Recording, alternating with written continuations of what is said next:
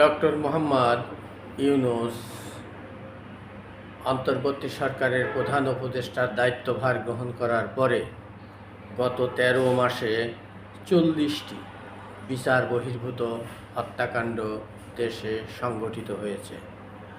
অন্তর্বর্তী সরকারের দায়িত্ব গ্রহণের পর থেকে ২০২৪ সালের ৯ই আগস্ট থেকে ২০২৫ সালের ৩০শে সেপ্টেম্বর পর্যন্ত ৪০ জন বিচার বহির্ভূতভাবে নিহত হন।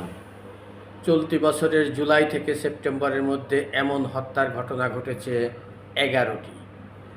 অধিকারের এই সমস্ত তথ্য থেকে এবং প্রতিবেদন থেকে এই সমস্ত বিষয়গুলো উঠে এসেছে। মানবাধিকার সংস্থা অধিকার ৩০শে অক্টোবর প্রতিবেদনটি প্রকাশ করে।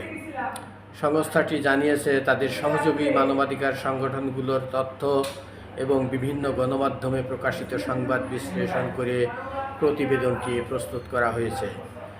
২০২৪ সালের ৫ই আগস্ট ব্যাপক গণ আন্দোলনের মুখে ক্ষমতাচ্যুত হন আওয়ামী লীগ সরকার।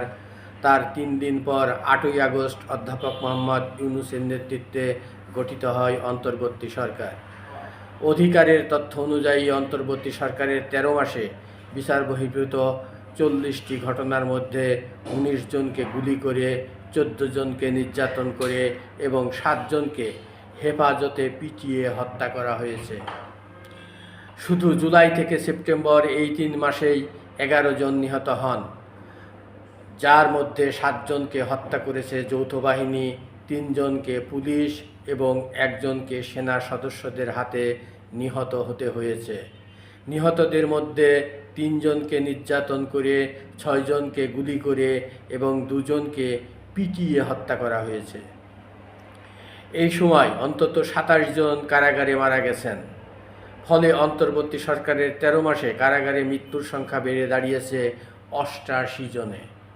প্রতিবেদন অনুযায়ী ২০২৪ সালের আগস্ট থেকে ২০২৫ সালের সেপ্টেম্বর পর্যন্ত ভারতীয় সীমান্তরক্ষী বাহিনী বিএসএফের গুলিতে অন্তত ৩৫ বাংলাদেশি নিহত হয়েছেন, যার মধ্যে চলতি বছরের জুলাই থেকে সেপ্টেম্বরে নিহত হয়েছেন ১০ জন।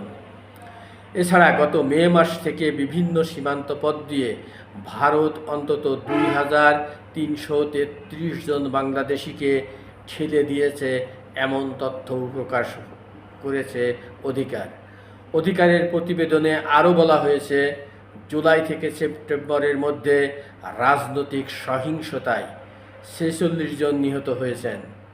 অন্তর্বর্তী সরকার ১৩ মাসে এই সংখ্যা দাঁড়িয়েছে ২৮১ জনে। একই সময়ে অন্তত ৬87 নারী এবং কিশোরী ধর্ষণের শিকার হয়েছে। এই সময়টায় ৬87 জন নারী এবং কিশোরী ধর্ষণের ঘটনা ঘটেছে, তারা ধর্ষণের শিকার হয়েছেন। এর মধ্যে ১৮৮টি ঘটনা ঘটেছে চলতি বছরের জুলাই থেকে সেপ্টেম্বরের মধ্যে। এছাড়া অন্তর্বর্তী সরকারের সময়কালে ১৫৩ জনকে পিটিয়ে হত্যা করা হয়েছে, যার মধ্যে ৪৫টি ঘটনা ২০২৫ সালের জুলাই সেপ্টেম্বর সময়কালে ঘটেছে বলে উক্ত প্রতিবেদনে জানানো হয়েছে।